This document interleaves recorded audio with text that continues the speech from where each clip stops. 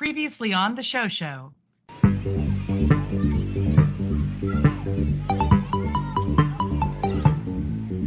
Is your icon, is that an orc? And do orcs have tusks, or is that just like jewelry? So that is a AI generated version of my WoW character that I was playing at the time, which is it started off as an orc shaman, and then it became a troll shaman because trolls were the meta during Wrath of Lich King, and I could not compete with the other healers that were trolls, so I had to switch. Now it's goblin, so I had to switch to goblin now because I'm a fucking nerd. Did you name your goblin Knob? No, I did not. I don't care. I love it. In a world. Was that a drop? It wasn't. It was just me. It will be soon. Beautiful. One of the things that was kind of interesting about our house when we were picking it out was that someone had put graffiti on the back of a very crudely drawn Vegeta. Do you think it's hard, special effects wise, to make a beheading? But I think that I would recommend this show to the right person.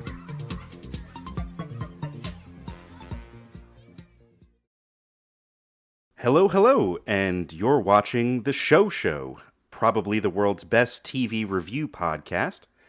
Warmest greetings and welcome to episode 71. We are the Baby Carrot Boys, and here today we review the 2023 Netflix limited horror series from The Show's favorite spooky time auteur. An idea is a fart your brain makes. This time on The Show, The Fall of the House of Usher. Yeah, man. I would like to welcome you inside the broadcast booth. I'm Jay. I'm joined, as always, by my two Hall of Famers. To my left, the only U.S. attorney who tries his own cases, it's Aaron. Heyo. And to my other left, a man once bricked up inside a building that was already built, but was also going to be built in the future, it's Tony. Hello. Here at the Show, 100% customer satisfaction is our holy grail. We want to hear from you. Check out our Instagram for news about the show, including our upcoming tour, convention, and cruise, along with plenty of other bonus content.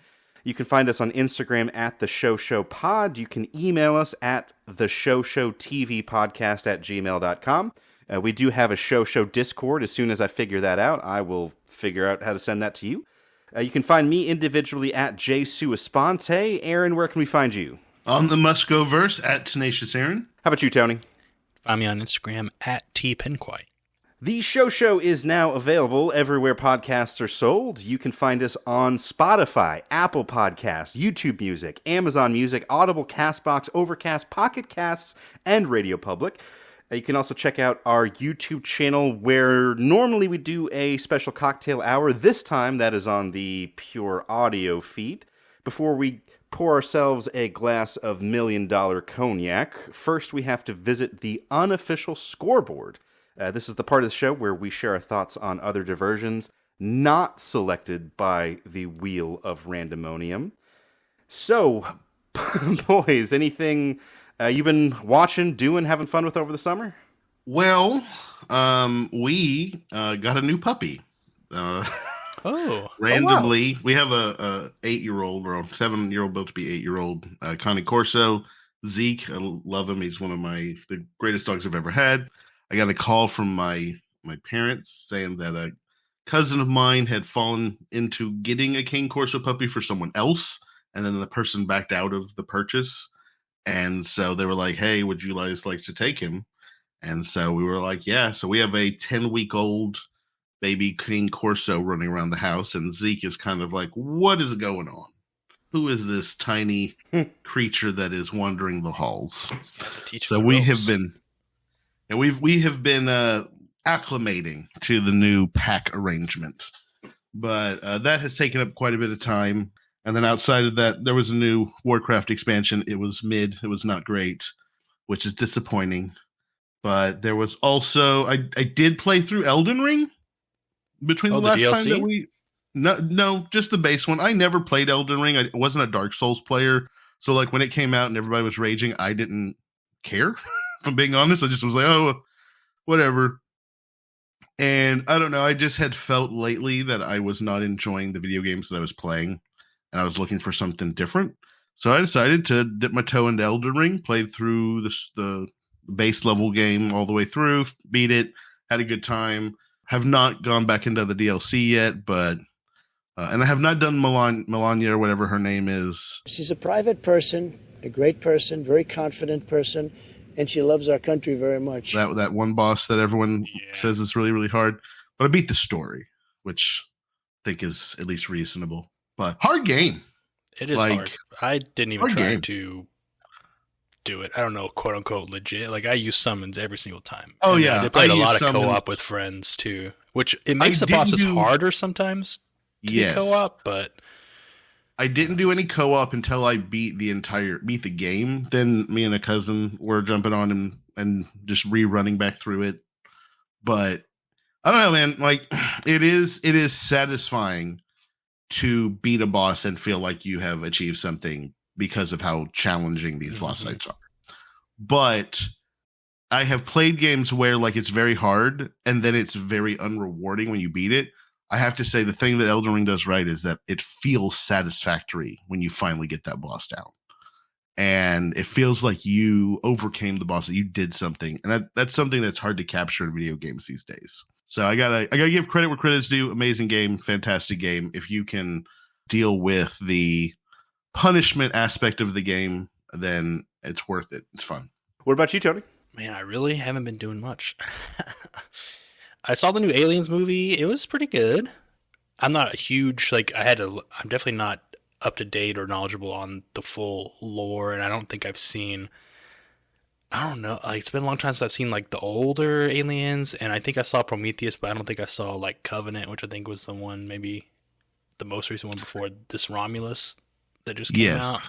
So I had to look up a lot of stuff afterward, but I did enjoy this Alien Romulus, and I was going to go see Beetlejuice also, but I can't decide if I'm going to go see that in theaters or just wait for streaming. I've heard that you should wait. Okay. Also, me and Christy are currently watching through the Alien series chronologically. So watch Prometheus first, then watch Alien Covenant, then you watch Aliens, then Romulus, then I think the last ones. Or it's either Alien Romulus, then Aliens, and then Alien 3 and the last one, which is ridiculous. Resurrection. It was a good time. Oh, I watched Deadpool also. That was a good time as well. Excellent movie. That's about it. I haven't really been watching like TV shows. I even kind of like fell off anime this season too, even though I did really like some of the shows, but just been more of in a gaming, been playing Fortnite and Rocket League basically. What about you, Jimothy? Well, it's been a busy time going back to school and all that, and the football's back. Oh yeah. But one show I have been watching is the Drew Carey Show. Tell me about Ohio. Because that's I think we've mentioned on the show before, that's one that kind of eluded us on streaming. Like, it just didn't really seem to be available anywhere for years on end, but now it's available on one of those free with ads services called Plex. Yes. I also got Plex just because of that. And I've been working my way through the first season, and it's been a ton of nostalgia fun. Mm-hmm. I'm mostly impressed by the pool table that he has in his backyard. Yeah. Because as like a mid-30s guy, I'm like, that is like the coolest thing I've ever seen.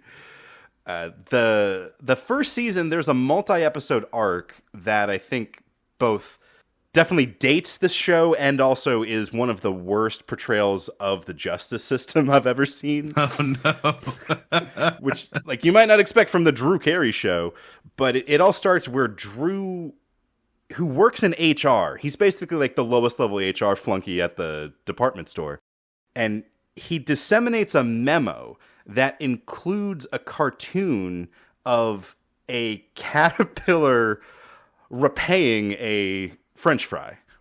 And you're supposed to be on Drew's side when he gets sued for sexual harassment by another employee who's offended by this sexually suggestive cartoon. And Drew goes off on this whole thing about how, isn't this America with free speech? And I was just trying to be funny. Hey. And you're supposed to be on Drew's side just because he was trying to be funny. I think that approximately 48% of America might be on his side just because he's trying to be funny. I feel that. It's really interesting. Like, I feel like Scrubs is another one of those shows that, like, when you watch it, you're like, oh, wow. There's a lot of homophobic jokes riddled throughout the beginning seasons. Yeah. Was it mostly Todd? Well, no, just generally a lot of, like, just, it was the time period. Like, I feel like that's something people forget. But, like, gay jokes were ubiquitous mid-2000s, you know, early 2000s. Yeah. Like, the punchline of the joke was just, oh, you're gay. Yeah. Or it is undesirable to be gay is the punchline of the joke, and that's all you need. Do you remember 40-Year-Old Virgin, where Seth Rogen and what's his name? The guy that never ages that plays Ant-Man. My brain just Paul totally Rudd? blinked on this name. Paul Rudd Yeah. are sitting there playing a video game and making jokes about how they know each other are gay. And that's the entire bit is just you listen that. to Coldplay. You listen to Coldplay. That's, you know, I know you're gay, you listen to Coldplay. To me, that was like fourth grade. When I was in fourth grade, that was the kind of like insults and humor that you made. And it was everywhere. But that stuff really died out, in my opinion, for the most part. Like 2010 timeframe. Yeah, you even start to see it at the beginning of The Office, but by the end of The Office, that's gone. It's gone. So there's definitely shows that straddle that maturity, evolution, however you want to call it, of culture in our society. But I also feel like it, you know, this is very far off of topic, but it continues on and has actually tanked some shows because it goes the other direction where it's like, you know, like again, Star Wars Acolyte, like it's just a shitty, bad written show that people don't like, and it's only being made because it's trying to fill some ideological checkbox or something like that. I think that there needs to be, you make good shows, don't write stuff that's intentionally offensive, unless that's your shtick, then you do, you know? So it seems really wild to me that a lot of the things where Hollywood is trying to make something for everyone, they end up making it for no one. Mm-hmm. Well, speaking of which, you ready to get into Usher? Usher. Yeah, man. Peace up. A-Town down. Well, the clock has struck midnight, and we all know what that means. Let no man mention his name, lest that man become him. We are here to talk about the fall of the House of Usher. This was a Tony pick, so Tony, tell us about Usher. Yes, this might be a long intro, mainly because there's like a bajillion characters. But Fall of House of Usher is on Netflix. It's kind of Mike Flanagan universe horror anthology series there, and we follow the downfall of the Usher family, as if you couldn't tell by the name of the show. But they're a wealthy pharmaceutical empire for opioids, basically. And this is also reference. I wish I knew more of Edgar Allan Poe's work, but it's also like based on Edgar Allan Poe's work. We follow this. Basically, the structure of the story is mainly told through flashbacks, through a conversation with the patriarch of the family, Roderick Usher, and his nemesis, I guess you could call it, who works for the government, Auguste Dupin. And the story basically is all of Roderick's children have died very recently, very tragically, in horrible accidents, and we see how that plays out. Let me see, I had to look up all the names of everybody. Oh, and also I don't know, he's like the main character, but it's really about him and his sister, Madeline, who had like a rough childhood and grew up to like build this empire from the ground up. And their children, Frederick is the oldest, and then there's Tamerlane, the second oldest, and those are the, I guess, what they call the non-bastard kids. And then there's Camille, Leo, Perry, and what is the doctor lady's name? I forget. Hello, doctor ladies. It's Victorine. Oh yeah, Victorine. And there's also one granddaughter named Lenore. And there's also siblings and lovers and boyfriend, girlfriends of those siblings and stuff. But basically we just follow pieces of how all the children have died, and then also the backstory of how they built the empire, kind of, and like why these children are dying. And we finally get to the reason at the end. There's a supernatural being played by Carla Gugino that's at the scene of all of these events. Bit rambly, but that's basically it. The mysterious woman is Verna, right? I believe that is her name. That's what it says on IMDb. Oh, I was going to say that's Correct. an anagram for Raven. Touche. This show felt like they went to ChatGPT and said, give me all the potential references that I could shove into one show from Edgar Allan Poe stories and then synthesize them into one story. Yeah, I wish I knew more to know what is a reference and what's not a reference. And like, I really don't even know any of the stories. I know like Telltale Heart is like the person kills a person and they bury them and they hear the heartbeat underneath the floorboards or something. Yeah, that was Victorine's story. We've also the one with the acid is a reference to another story, I think. Was it Fortunato was the name of the clown that they bricked up, or that the character in Edgar Allan Poe story bricked up, and like that's a whole like separate story all by itself. So there's quite a bit. I will say, when we started getting the Nevermore text and all the Raven stuff at the end, I felt like this is too much. It's too on the nose. Not to skip to the ending, but I did feel kind of like I was really, really into it, and then it kind of just like went too hard on the nose about it. I don't. Yeah, I will say that the devil woman Verna as a driving force of all of this actually to me ruins the story, because it feels futile, right? Number one, it's just an exercise in futility. Number two, I don't like the devil as the bad guy because it removes human agency from all the horrible things that they did, right? And thirdly, what fucking devil is gonna have an issue with someone torturing someone else or have compassion on a child whenever they have to be executed? I can't tell if it was a demon or if it was just death or a god of death or something. It seemed to be like Egyptian, like maybe it was any of those categories. Any of those categories. Why is death being like, I'm offended that you pulled your wife's teeth out? I mean, I think that death would be a sadist. Or, you know what? You saved so many people, little girl. I've got to kill you, but I want you to know before you die, you saved so many people. I was rolling my eyes so fucking hard during those sequences because I was like, why the fuck does the devil give a shit about this? And again, I know, doesn't mean she's the devil, but who makes deals that have to do with ending your bloodline other than the devil?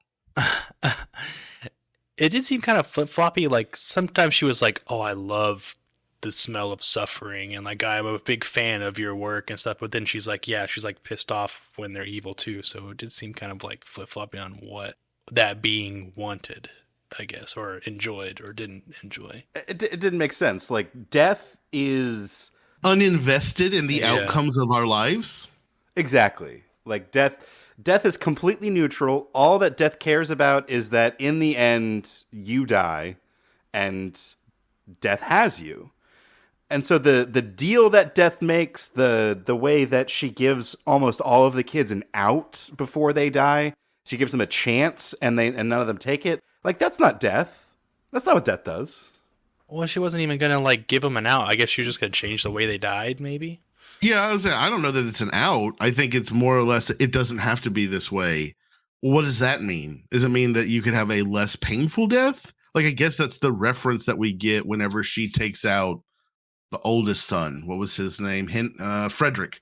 Whenever Frederick gets killed, but she's like, but you had to go and pull her teeth out. And so, like, because you were a horrible person, you're getting a worse death, maybe is the whole idea. And then because the daughter was a good person, she gets a very non-painful death. But that's my thing. I agree with you. Why the fuck is death even offering deals? Yeah, maybe we're like fixated in a too much of a Judeo-Christian point of view here, but it's like death does not serve judgment. Like death is your sentence. Death is not the one who decides if you're righteous or not. That's true. But that's what I'm saying, whether it's death or the devil. Because to me, the devil is more of the figure that makes deals, cuts deals, tricks you into stuff. And Right. like the whole sequence where she's offering the deal, make a deal with the devil. That's the whole, hey, you get to have this great life, but your bloodline ends with you. But to me, that being the premise of it, it's kind of like all of everything, nothing matters. Like at that point, it's kind of like Drag Me to Hell. Love this movie. But like whenever the poster that you saw going into the theater said in 3 days she goes to hell, and then that's what happens. Like, you know, sometimes it just is what it is. How'd you feel about Saving Private Ryan? Long and slow. But they told you what was going to happen right from the beginning. I know, it's good. Like there's plenty of shows and movies where they show you like the last sequence right up first, and they're like, let's rewind and show how we got here. Like that's I have no problem with that. Like that's interesting. But to me, it's kind of like a reverse Superman problem. You have no reason to worry because Superman's always going to fucking solve the day. Here, you have no reason to struggle because you just lose. There's no way out. There's no loophole. There's no nothing.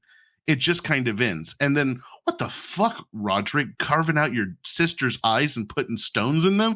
At the same time, why did he like look at his daughter who like went crazy and put the heart monitor in her girlfriend, and then he turns around and like does an Egyptian sacrifice of his sister? To me, it's like, what is happening? Whose brain's working here on a normal frequency? Also, his turn, like, I mean, I guess he was acting the whole time and he tricked us, but I don't really feel like that was what they were trying to do. But then I just felt like his turn from like halfway conflicted about doing unethical things to being full on like cyanide breaking up a person into a wall was just like very immediate. Yeah, it was like a switch flip, which maybe like we were tricked like Dupont or whatever it was, but it's like I didn't get I wish I would have got like flashes of it more to like some evolution of his thought process so that it actually makes sense as to why he chose that, as opposed to just he betrayed him. Yeah.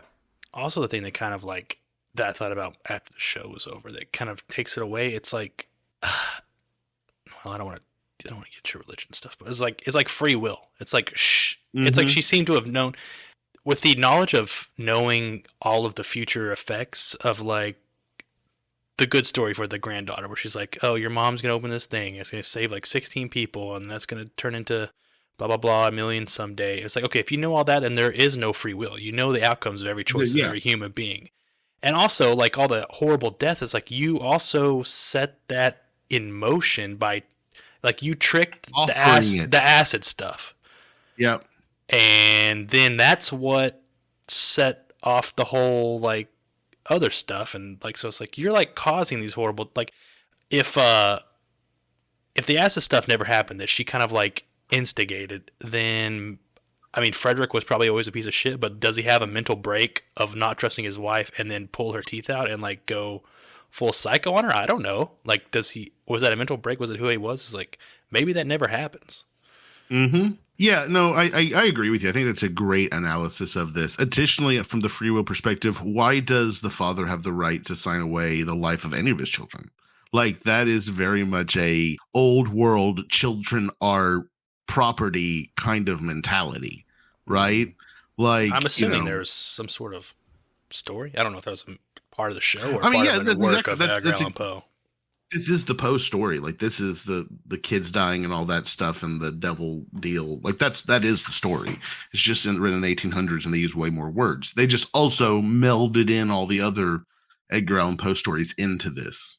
Yeah, it just it took it away once like that reveal happened, where it's like he basically cast away all their lives to end when his life ended. It's like, I liked it more when it was kind of like, oh, this being is giving them a choice to like make better decisions, and then like maybe they could have avoided their deaths if they made better decisions. It would have been better. But they're all pieces of shit, so they like that's why they all kind of got their comeuppance a little bit.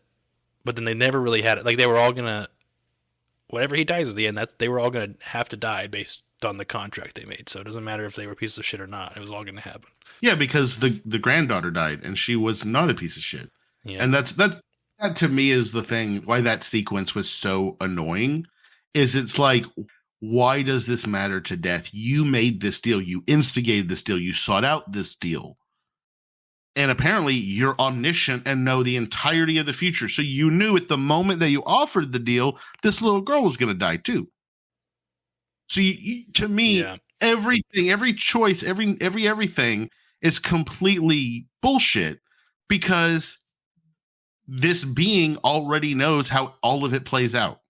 So I don't know. To me, I did not like the story mechanism of the devil making the deal and that being the basis for all the stuff. And I feel like a lot of the backstory and why they made their decision, I agree with Tony, like they didn't do a good job of explaining why someone would shift so hard. Mm-hmm. You know? Or if it wasn't a shift, they should have shown flashes of that being like inside of him the whole time. Not being able to afford diapers, not being able to afford medical care for your baby, not being able to like running out of gas on the road and having to walk to the gas station. Put the pressure points that someone who's actually weighing, do I give up my job for the right thing or do I fucking hold the line and get paid? Yeah. And the way that the switch flipped immediately for his job, the way that it was immediately like, oh, you betrayed Dupin? Well, you are going to be the freaking CEO, man. Like, there were no steps in between. Nope. They were probably constrained by the premise of the show, I guess. And probably 8 episodes. 8 episodes is like, I always wait too long. So like, I like 8 episodes better than 10, but 10 helps to stretch out some storylines that maybe had to get accelerated in an 8 episode time frame. All right, so let's talk about the people because everyone sucked. Pretty much. I even like here's my thing. There have been actors and actresses in previous Mike Flanagan stuff, and I thought that their performances were good. I thought that guy who did Roderick, like his monologues in the first half of the show were well done and enthralling. Old Roderick would draw you in. I thought that his cadence, his performance was very, very good up until any sequence where he's not in that fucking house. Like when he's interacting with his family, with the court, with anyone outside of the monologues or the dialogue with Dupin, like I think that it's pretty crap. But those monologues, those were the only part of the show that I was like, this is good. I like this. But like the dude who was the sheriff or the cop in Midnight Mass, who's the video game developer, I can't remember his name. Leo. I think it was Napoleon, what they call him, Leo. Yeah, Leo. I didn't like his character. I didn't really care for him, his performance. And I thought he was great in Midnight Mass. I thought he was like the white-haired chick. I also thought that she came off kind of Camille. Yeah. And I thought she was great in the other 2 shows that he did. I thought her performances were great. I felt like this one was just kind of, it may be because I really don't like Succession, and this felt like just like horror Succession in a lot of way. But like, just there was no one that I cared for, and it wasn't like, oh, these deaths are awful. I was just like, acid orgy, come on. Yeah. Oh yeah. Every time I saw, I was like, man, Jay's not gonna like this. I did not like the way the bodies all like congealed together. When he came, it was bad the first time, but then when they came back, like when the Pym guy came back, I was like, dang, they went hard on the gore effects on this one. Body horror. I was really into it. Like, I got the same, like, my brain, like, I've only watched that first season that we watched for the show of Succession, but I was like, my brain was like, I like it. It's like, like a supernatural Succession. And it really, like, I really liked it when it was more subtle and mysterious. And then, like, basically, it's like a monster movie once you, like, figure out she's a being that's made deals or something and not like a figment of their imagination and stuff. It's like, it's like when you see the monster and you're like, oh, and the monster's never as scary as like when you can't see the monster. Yeah. When Madeline reached out and grabbed Verna and she disappeared into mist, that was just the lamest thing they could have done. Yes. And it's so weird. It's like, okay, like I liked that they were like, there was records, like she's on video, she's in pictures, like she has an ID, she has a presence. But then like with the whole whatever Tamerlane, like no one else can see her. Like now she's a vision and she's like ethereal. Like it's like, okay, well, we kind of just like broke our own thing where it's like, okay, at least we have like, and she's all in all the old pictures of all this stuff, you know. It's like I did like the bit where Pym is trying to kill her and she lets him wrap her up in the body bag and then she's just like, hey, I'm over here. Like I'll give him that. That was a good one. I will also give Mark Hamill's performance was probably one of the better ones in the show. 1 human alcohol beer, please. Mm-hmm.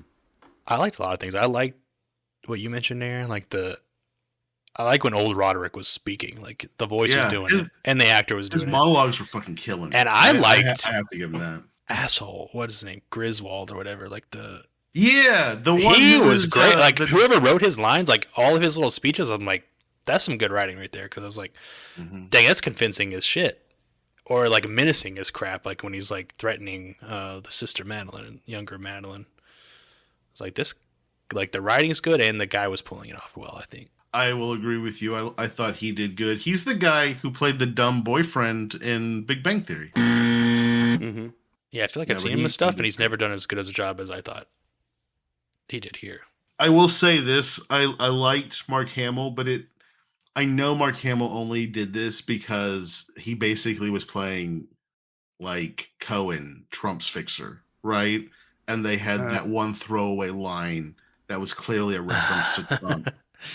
And I don't know about you guys, but I was like, man, I really wish they wouldn't put some of those kind of references in, because to me it just dates it.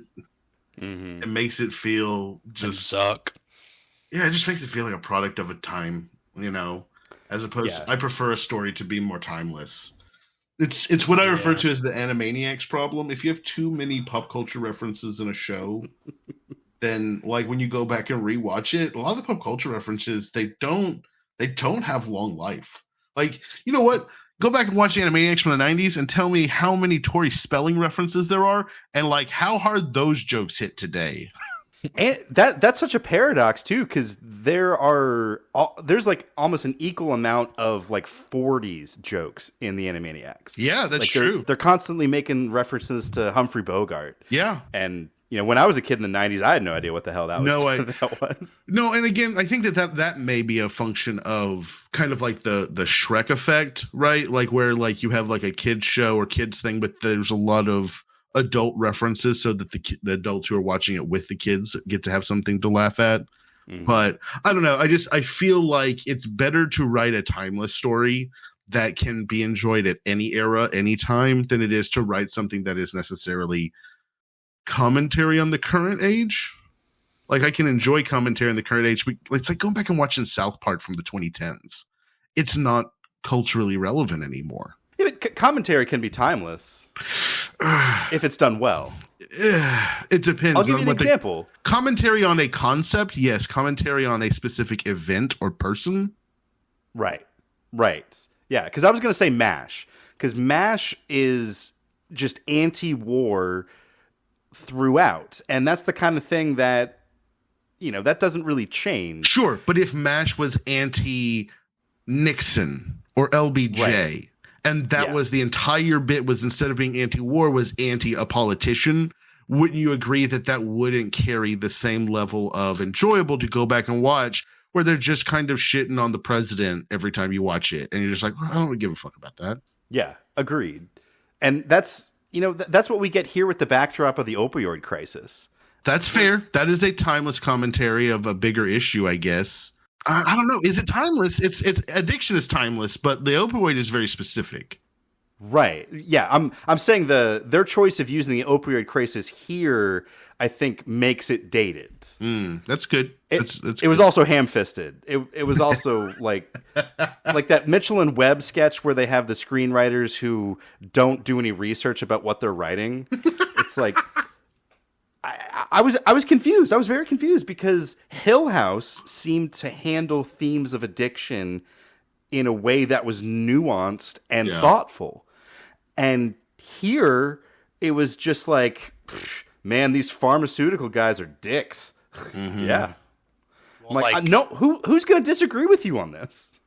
Yeah, is this like Mike Flanagan's last Netflix? Like, Mr. F. Was he locked into Netflix, or do you just like working with Netflix? Is he free? I feel like they were just throwing out a whole bunch of like, let's go hard on a lot of subjects and like bash a lot of things because we're not coming back type thing. I'm looking through and seeing, which I'm not against. Like, I agree with a lot of the things they were bashing, but I'm like, it's just like. Well, I agree with, like, you know, insurance companies and healthcare being like awful and denying people care. But remember whenever that was the bad guy of one of the Saw movies? Like, it was all because I was denied insurance. Like, I don't know. I sat there and I was just like, really? Like, that's not a good story. And I don't care. Oh, that's almost exactly what I said when I finished this show. I definitely walked away from it and was like, this felt. I agree with what you're saying, Tony, that it feels like they were just like chalking in as much as they could. Like it almost feels like this is the last one. We have to get this one done. What else? We need a reference to a raven. Let's get it in there in the last episode. Let's have Nevermore text to him 400 times from an AI. There were a lot of concepts I thought they could have explored more, but yes, they just kind of never went anywhere.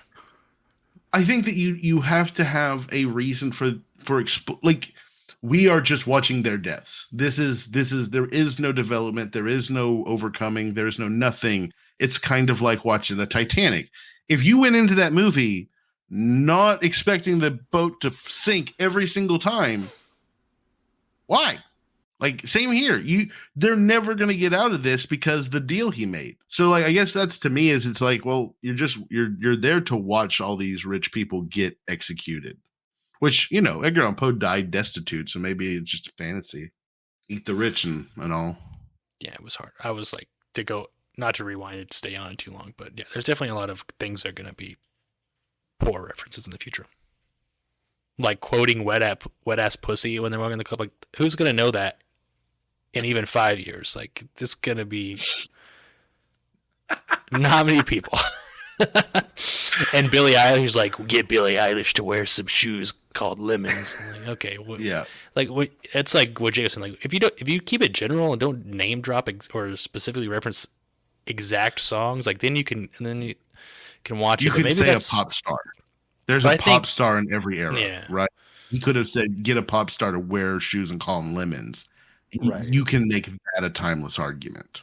But maybe that's just like, that's kind of what TV shows are now, is they're like, they're here to capture audiences in a very short term fashion to get people to subscribe or accidentally stay subscribed if they're already subscribed. And then, like, they get canceled. Like, I don't think it's not just Netflix, but it's like, you don't care if people watch it in 2 years. You care if they watch it when it comes out so it can hit on your top 10 list and whatever. I don't know how they make money off this. Like, I'm a little bit, I don't know how that helps them make money, but apparently it does. I was like, maybe that's just the goal. They don't care if you even watch it next year, even like 2025. I guess this is 2024. We're watching it. It was 2023, but they probably just don't care if you watch it in 5 years. No one's coming back to watch it. I think that this is just, there's certain people who love this kind of garbage. I'm trying to be nice, but I'm really struggling here because, like, if you look, this show gets a decently high fucking rating out in the world. I was flabbergasted when I saw that it had a 7.9 on IMDb. Yeah. On Roddy T's, it's got 90% approval from the critics. That is mind-boggling to me. Like, that's where it's like, I don't know if these people are doing it because it checks all the boxes that they need it to check so that they can say that it's socially acceptable, or it's because it's not good writing. And I know Mike Flanagan can do better writing. Like you said, the nuances of addiction in Hill House were phenomenal. The performance and the acting, the fucking, like, crooked neck girl or whatever. Remember that? Like, that was so well done, in my opinion. This, I mean, was this produced during the pandemic and it was literally phoned in? Like, yeah, did they just film all their sequences in separate situations, and that's why they had to kill everybody separately? You know what wrinkled my brain was when Tammy, the one who ran the fitness brand, she's telling Bill, her husband, that Verna was on the stream. Yeah.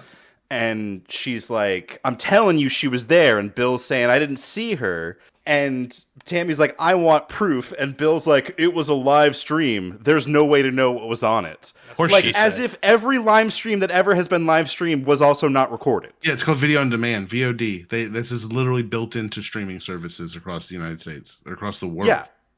Like, the dumb live streams that we've done are still on YouTube. Yep. Like, how does that line make it through all of the production? You're telling me no one involved with the production of that show from start to finish was like, hey, man, like, I guess you've never watched YouTube before, but yeah, you just back it up and look. This like, is what I'm the saying. hell? I honestly believe that these writers that they hire are just either don't have any knowledge of culture and identity outside of their weird minor subculture that they're part of or something. Because, like, again, the people who wrote the Halo TV show, which got canceled after 2 seasons and never actually got us to fucking Halo, they didn't play the game. They didn't care about the game. They were like, oh, we can tell a better story without knowing what the game that caused all this phenomenon to become a thing that people loved. We can tell it better. That's honestly, I bet you these fuckers didn't even read The House of Usher. They watched a 10-minute summary and then said, we can turn that into a modern story. And I don't know, Tony, I understand what you're saying about how, like, people have to, like, catch their attention. They're competing with TikTok and YouTube Shorts and all the creator content out there. So you've got to have something that they're going to pick up on, hook on to, start to jive with immediately. But I don't know. I feel like a lot of dialogue these days in shows is just poorly written. The monologues with Roderick were very, very good. And I think that the one guy, Griswold, he had some good monologues, but just like dialogue between people, like actual dialogue,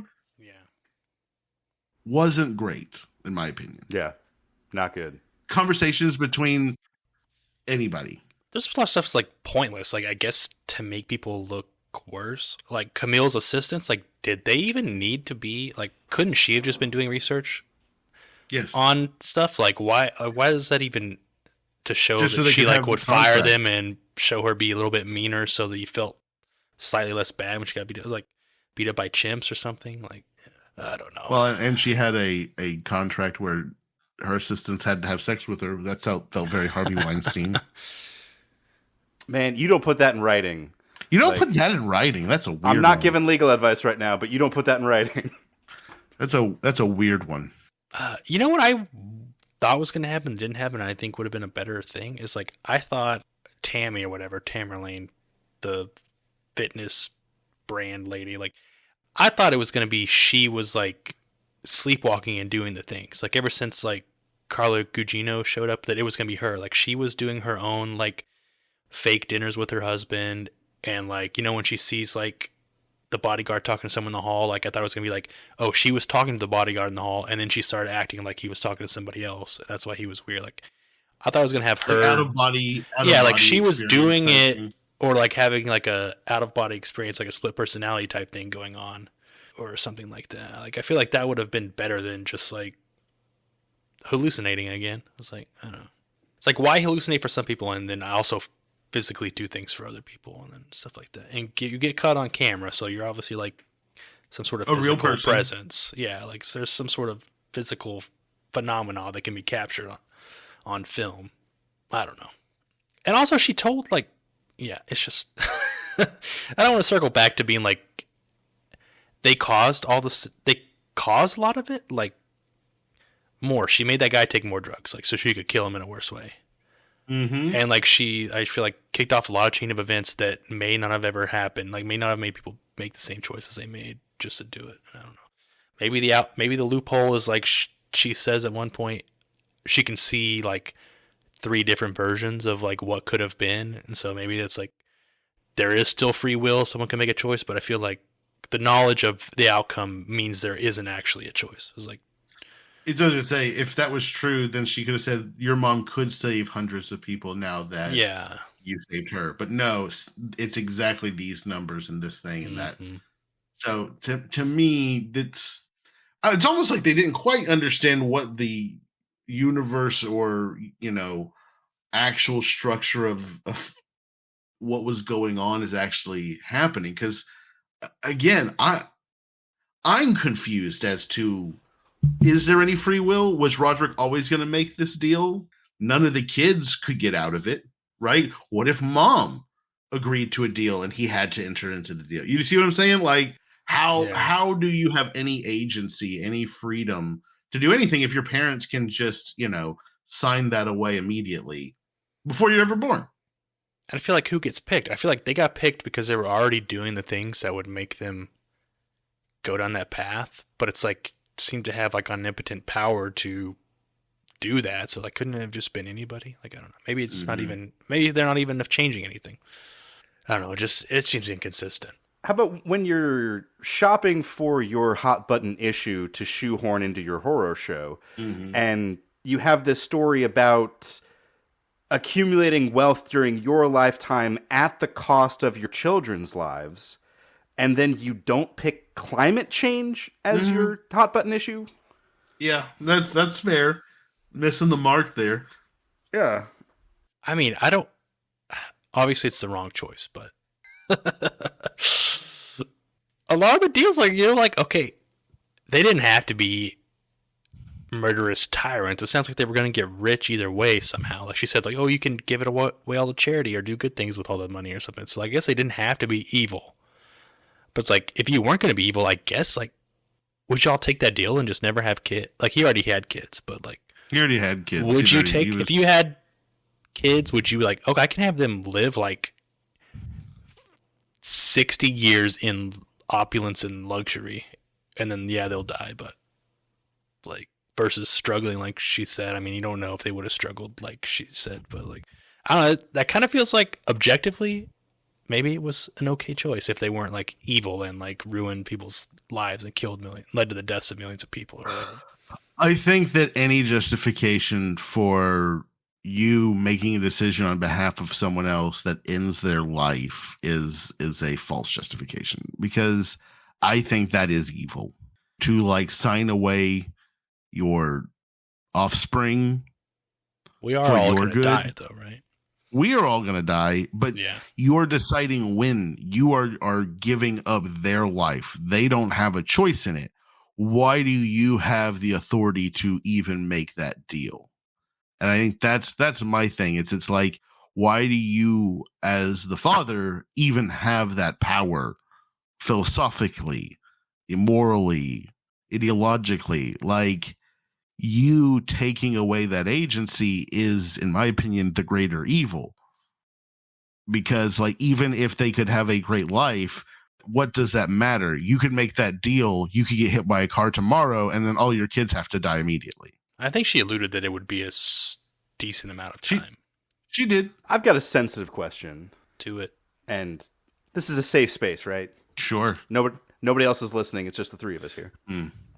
The world will not judge us. Was there some sexual tension between Roderick and Madeline? Uncomfortable? Yeah. And they didn't really go into that. I didn't feel like it, really. There were just moments that were just weird and uncomfortable.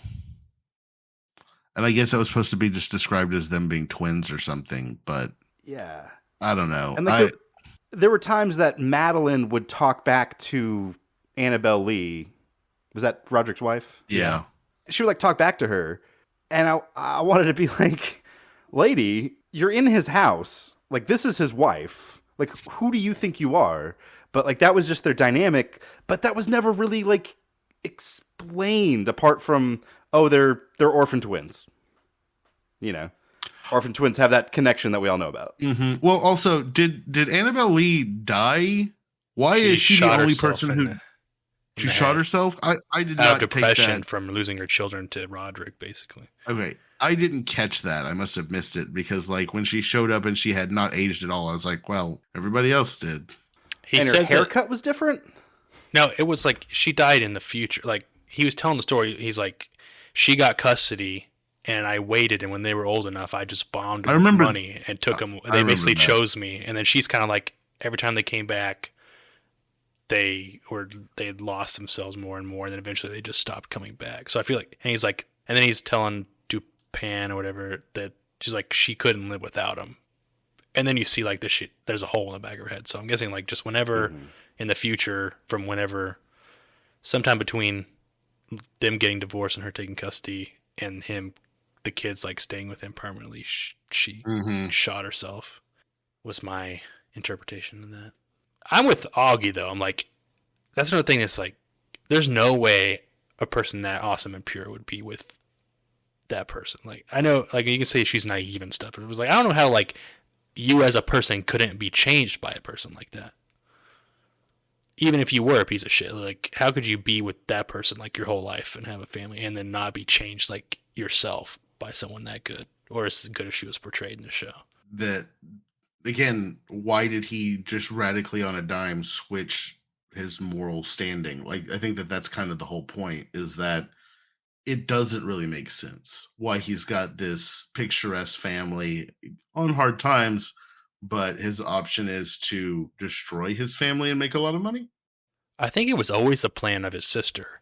And like ever since he started working with DuPont, even at the beginning, like I don't think it was a sudden like he flipped right before he went into the testify. I think it was like Madeline planned it from the beginning when she's like, you're gonna call this, like you're gonna eat shit, make him think it's your favorite food, and then you're going to work with this guy. Like, I think she already had that plan and probably told him the plan, but just like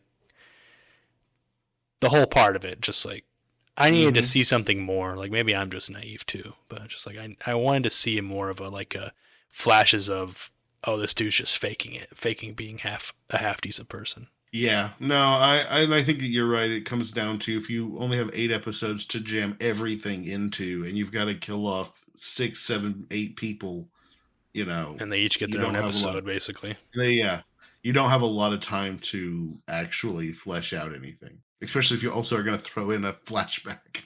Also, it never really explained like Leo just on drugs murdered a cat with a knife. Like that's what happened. Like there wasn't any sort of influence by Raven Lady. Like, I mean, I assumed that there was, but again, that's the thing, is it's just like it's easier just to be like, he got high and killed the cat. They're eating the dogs. They're eating the cats. Eat the cat. Eat the cat. Yeah, when he killed that cat the first time, I thought that we were heading for something like the cat was killed by supernatural forces, but it was going to get pinned on him.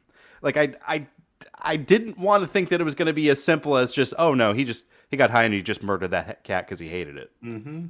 But I thought he was going to get some sort of like crazy disease from the scratch on his arm or something. Mm-hmm. Oh yeah, I would like that. But I think that the cat that is a Poe story. I'm not super familiar with Poe, but Lindsay was telling me that is based on a story about a cat just like annoying the shit out of this guy until he goes nuts. But the final scene where he ends up dying was another one of those like Mike Flanagan unintentionally hilarious scenes. Like I couldn't stop myself laughing when he swings so hard he throws himself off of a rail. Yeah. Yeah, and it's all to the soundtrack of "We Built This City."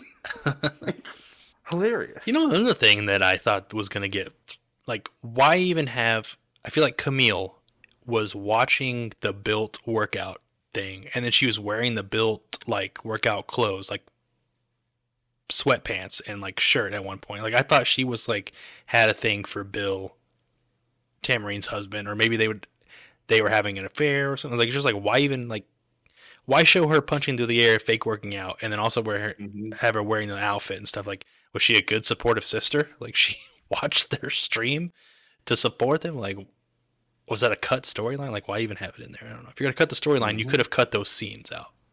Mm-hmm. I don't know. There's a lot of. I don't want to be too critical of it. There was like I said, I enjoyed. Maybe I was blind to the problems of it, but for the first several episodes, I was really into it and enjoying it quite a bit. I think maybe because you were saying, Aaron, like all of older Roderick's monologues, and I did like the part where he was talking, and that is kind of where we were seeing a lot of like the monologues by Griswold or whatever too. Like I think the writing was better, or maybe it was just covered up by those aspects, and I was into it because the bad guy wasn't fleshed out as much. It was still mysterious. You're saying that Mike Flanagan is better at writing the mansplaining sections of his shows than the parts that are the opposite of that? Because that's kind of how I feel. Mr. F. Like I know we're in this era where everyone has to write all the politically correct stuff, but like this show, there are parts of it that feel like garbage writing. And then there are other parts that I'm like, man, that fucking hits. And I don't, other than they divided and conquered the writing and had like some people writing some parts and other people writing other, it's really hard for me to understand how you get to that place. And if you are doing that, why? I guess we have to believe, I guess for this whole thing to make sense, we have to believe that neither of them really remembered the deal or thought it was real. Yeah, in that that's case, also like, can true. the deal even be valid if you like don't even remember making it?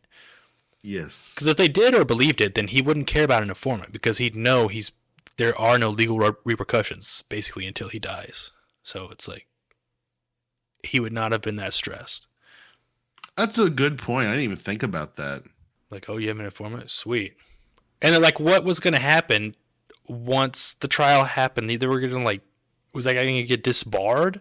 And, like, there's no informant. What was going to happen? Also, how many Medicare insurance fraud investigators become U.S. attorneys? Is that a normal track record? Oh my God, my words exactly shouted at the TV watching this show. Like, is he the investigator? Is he the attorney? Like, obviously later on he becomes the U.S. attorney, but like in the flashback, I'm like, what exactly is your, like, how much power do you have, man? Why are you doing this? And why is he like You're Sherlock? a fraud investigator. Why is he Sherlock? Mm-hmm. To show his intelligence or something? It's like, I don't know. That moment I was like, oh, this guy is super genius, but then he never really becomes a super genius again, or it's not part of the story. So I'm like, okay, well, why do we have this whole Sherlock moment where it's like, oh, I see that your toys are hand carved and hand woven, and there's these blocks that must be for an older boy, and there's a coffee mug just empty, so you must have been up all night, but I don't see very many mugs, so I think you were both up. And like what was that? I really want to now watch a bad Sherlock film where like the guy goes into these monologues explaining what happened, but it's all wrong. Like he never gets it right. Yeah, I cringed through that scene because I'm like, you're just going to come into this guy's house and then insult him, call him a pavo, and then be like, let's work together. Yeah. Let's take down your boss. I like that actor though. I do like him. Yeah, he did a good job. I like. What? Have y'all seen Reacher, the Amazon series? I have not. The first season's pretty good. I think I stopped watching the second season, but it has the young but not the child version of Madeline, like that Willa Fitzgerald, I think's her name on IMDb. Yeah. In it, and also has like the younger Augie is, I think, in that same show too. I thought that was interesting that they're like in the same show there, and then also in the same show here. Was that Ansel Elgort as like Pym's assistant for that one little 5-second scene, and then we never saw him again? I don't remember. When they were collecting the evidence, like they were I think they were at Victorine's house collecting evidence, and he's like, "Nope, that's the company's," and he like grabbed like 2 things and handed them to some dude. And I was like, "Is that Tokyo Vice? Is he off Tokyo Vice? Did he get a cameo?" That's a very important question that should have been answered. You're not wrong. Jay, did you watch Tokyo Vice season 2? Was it any good? I heard it was canceled, so I guess it doesn't matter. I started it and was quickly reminded how fast that show went downhill at the end of season 1. Mm-hmm. You're saying it's no Shogun. Just like the cool 90s, like the being in Japan thing, that was cool, but like the story was a mess. And that's supposedly made based off a true story, right? So that's part of the problem is that true stories sometimes are a mess. And even then, they alter them all. Well, are we ready to do some ratings? I am ready to rate. What's the measurement? How about bottles of $1 million cognac? That's good. Like this show, that's something that's enormously valuable to other people and not worth very much to me. I should say it's one better last choice than I should say better choice than acid orgies. One last comment is like, can you watch a Mike Flanagan show without having an OLED? Because like, it's so dark, I can't see shit.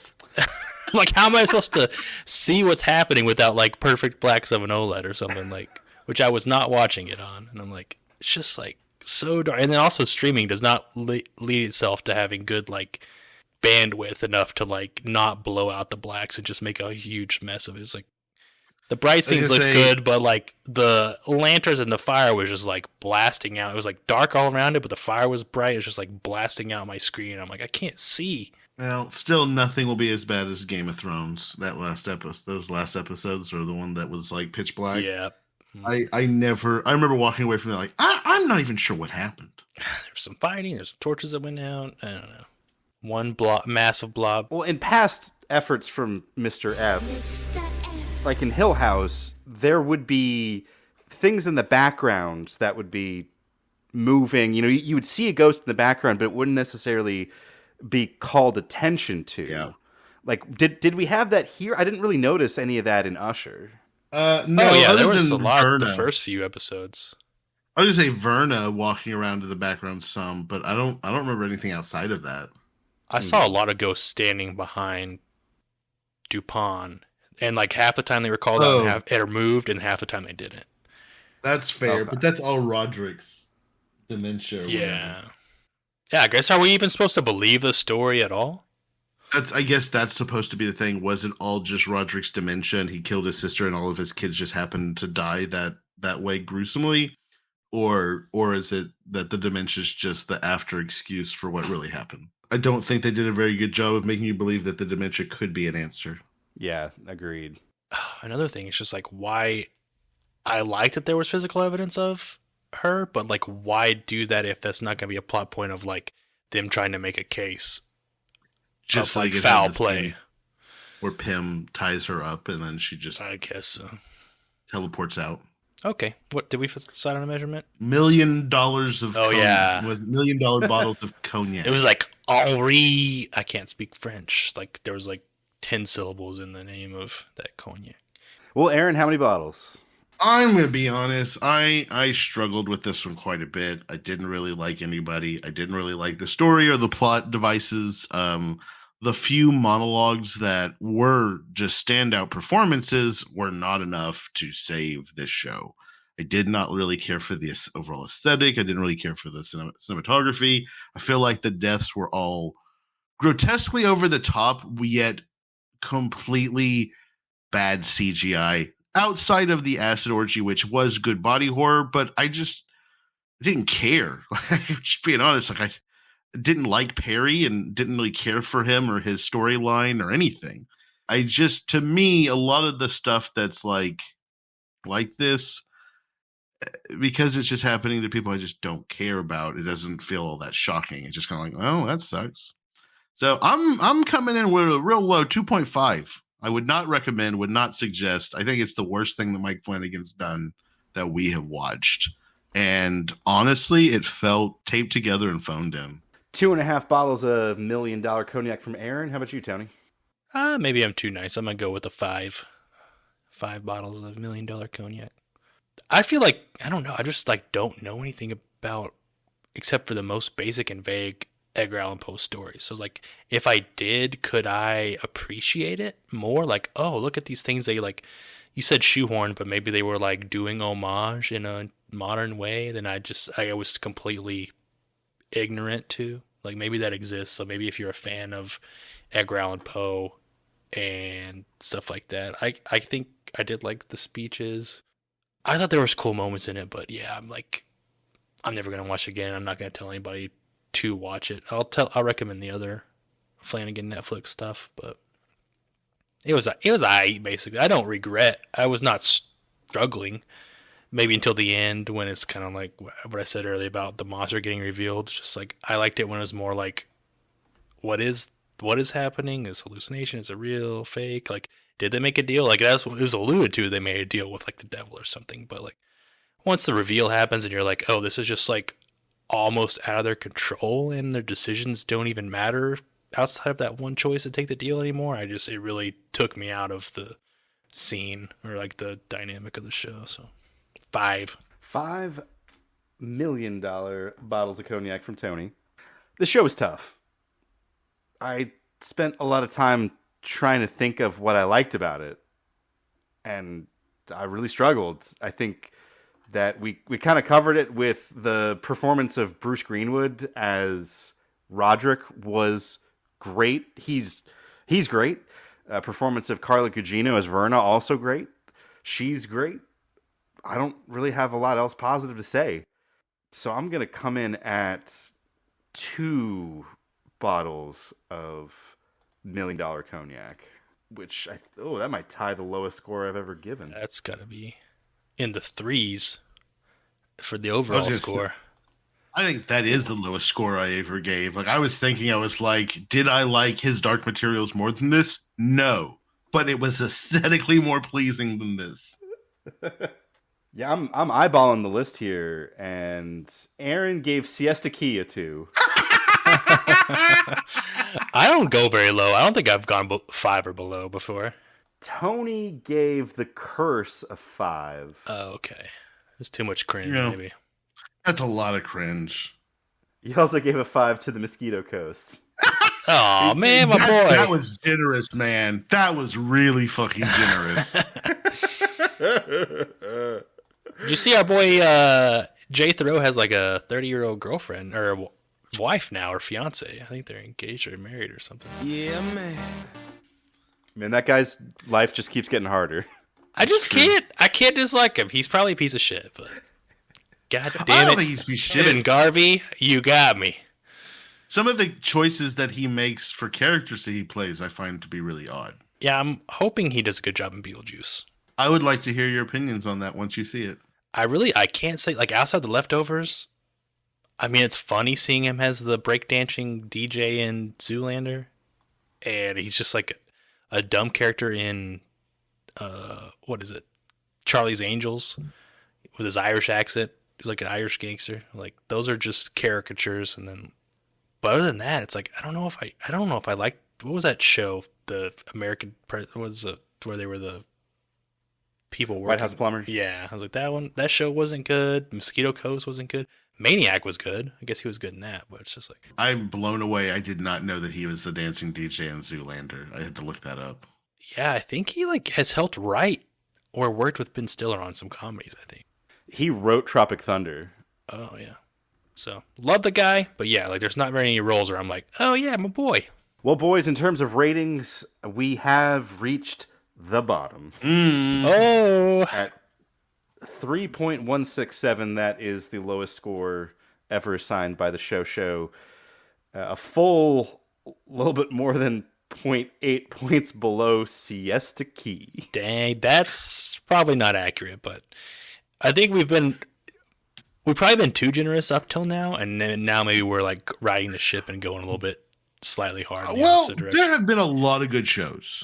There have been a lot of good shows that we've watched, and even if it's not a show that everyone liked, even shows where like 2 of the 3 really enjoyed it, it still stays in the upper tier, right? That's true.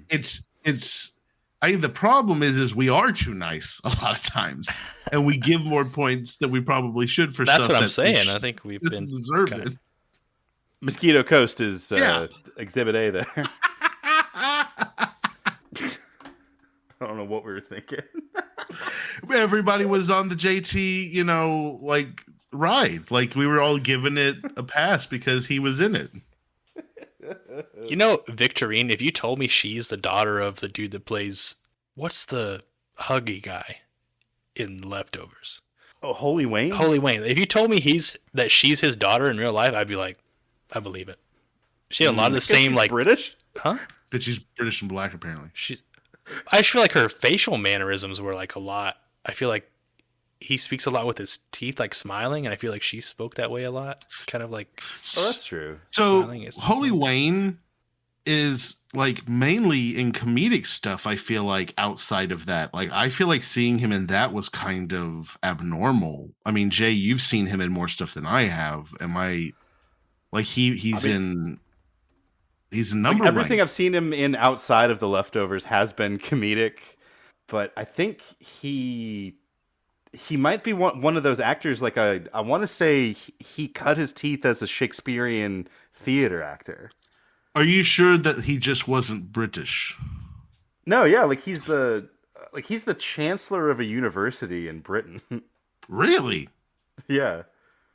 I don't know if it's a particularly prestigious one or not, but it's called Oxford Brookes University. Oh, it's not Oxford. It's Oxford Brookes. I wonder if it was like down the street. Correct. Kind of like it's not Baylor. It's Mary Hardin Baylor. Terrible. Am I wrong? No, it was a nursing school, right? Yeah. I think they did a lot of things. All I know is that like TWU has to allow men to go there now. So did you know that it's Texas Woman's University, singular, not Texas Women's University? I did not know that. whoa, man, that's mind blowing. And with that bombshell, let's pick a new show. All right. All right, sharing the wheel.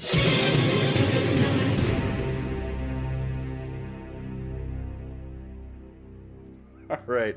We are now approaching the Wheel of Randomonium. This is a mechanic that we use to pick our next show. If you've ever listened to the reruns from when the show was new, you will understand why we do it this way. Mm-hmm. Because we debated and voted? Yeah, half the show was us just talking over one another, arguing about what we wanted to watch next. This makes things so much more simple. Yeah. Out of chaos comes order. So we'll start off with Jay. What have you got for us this time around? I have nominated a show from, I think it premiered in 2017 on Comedy Central. It's called Detroiters. It stars Tim Robinson as well as another person whose name I forget. But it's one of those things where like my echo chamber over the last month has been like, I'm just going to show you a ton of clips from this show. That's fair. And it looks funny as hell, so I want to watch it. Excellent. Tony? In classic Tony fashion, I know a little about it, but mine's Slow Horses. It's on Apple. I believe it's a spy thriller, I'm guessing. I know it's about spies, and it has Gary Oldman in it. I mean, I don't know who else is in it, but I don't really have to go past Gary Oldman to want to watch it. That's fair. I, in a very Tony fashion, have picked English Teachers. I know nothing about it other than it has come up multiple times as a recommended show on Hulu. It is still releasing, but will be fully out before our deadline for the next show. So that's on Hulu, and I think it is time to shuffle, and we spin. Let's spin the McConaughey wheel. All right. Oh, very close to the sudden departure there. We were relatively close to sudden departure. All right. Detroiters. And it's going to be Detroiters. This show is available currently on Paramount Plus. Excellent. I'm excited, especially Tim Robinson. Is it Tim Robbins or Tim Robinson? Robinson. That's the I think you should leave guy, right? Yeah. Yeah, it's the I didn't do shit, right? Exactly. Wait. I'm trying to do something. 55 burgers, 55 fries, 55 drinks. You sure about that? No, I love that one, the mashup between Starship Troopers and him, where it's like, I'm doing my part, I'm doing my part. I didn't do shit. Yeah. I didn't do fucking shit. I feel like the times I've actually watched the show, I'm like, it's too cringe. I don't like it, but I love clips from it. Like the clips that become popular, I crack up hard on it. The memes are good. The memes are really good. How cringe is Detroiters? I couldn't tell you. I've never, apart from some clips I've seen, I haven't watched a minute. The question is, it is 2 seasons, each 10 episodes, and they're 20-21 minutes each. You want to do both seasons? I'm perfectly fine with 2 seasons. I double dip. Okay. All right. I mean, I basically just watched 24 episodes. If you break her down into time, so that should be easy peasy. Oh, Tony, you are a legend. You are an absolute legend. Hey, it's fresh in the old brain when I come into these calls. I mean, podcast, sophisticated recording sessions. That's where we really slacked on today, is soundboard. We'll get it cooking next time. Well, it has been an absolute blast talking about the fall of the House of Usher with you two gentlemen. Thank you very much for joining me. Thank you, Aaron. You're welcome. Thank you. And thank you, Tony. Always a pleasure. Until next time, we'll be talking about Detroiters, but until then, let the mystery be. ABC News did reach out to the city manager there. He told us there have been no credible reports of specific claims of pets being harmed, injured, or abused by individuals within the immigrant community. People on television. Let me just say here, this is the People on television. My dog was taken. What is the charge? Eating a meal? A succulent Chinese meal?